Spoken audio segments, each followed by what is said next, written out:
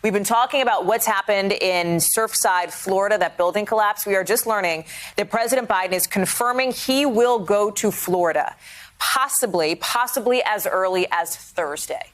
He's making these remarks just within the last 3 minutes or so as we've been on the air on the South Lawn of the White House. Mike Memoli is joining us live this morning. And Mike, there had been a discussion, I want to say from the day after this building collapse happened, as to whether President Biden, in his role as, consoler in chief, would in fact go down to the scene in Florida to talk with folks there. That's right, Hallie. And what the White House has been insisting throughout this process, that as much as the president wants to go down to be able to play that role that he's played so often during the course of his public career, he does not want to be a distraction. So many federal resources have been surging down there to assist with the recovery efforts. And what the president did not want to do is that all the logistics and infrastructure that accompany a presidential visit of this nature would be a distraction from that. But the president, just speaking to reporters as he prepared to board Marine One as he heads to Wisconsin, selling his infrastructure plan, did say that he hopes to get there as soon as Thursday.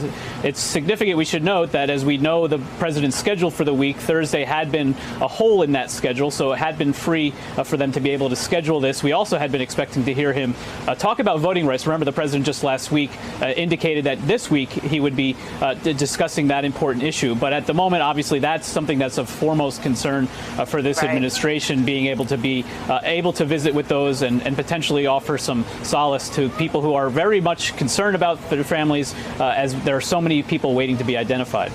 This is one of the first significant incidents that Joe Biden, as president, will be traveling for a moment like this, taking on this role, as you say, to provide some solace, to provide potentially some comfort to these families who, as we've been talking about here on the show, have been in this gut-wrenching wait to get confirmation of what many are increasingly coming to fear is the worst.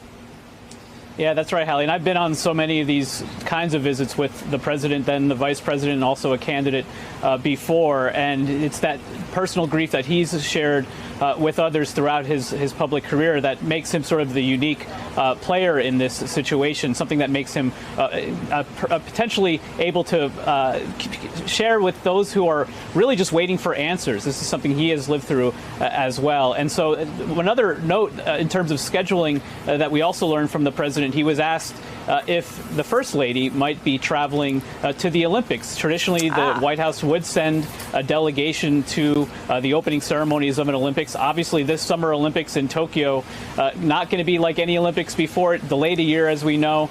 What the president said is that the First Lady is hoping to be able to go. It's the plan, as he put it, but no details have been finalized. So certainly of interest, especially to this network, what happens all things Olympics.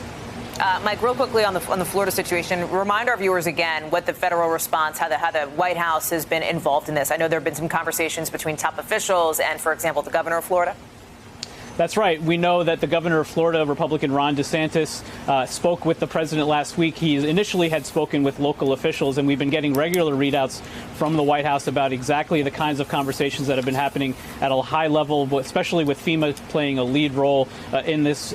We know Debbie Wasserman Schultz, the congresswoman for that area, has also been in regular touch with the White House. And so this is a White House that has been fully briefed about what's going on there. But this is a White House that also says the president likes to, as often as he can, get down there and see things firsthand. And so the indication based on the president's comments just now is they feel comfortable that he can go there, get that firsthand look, but not be a distraction to the kinds of recovery efforts that are still very much ongoing.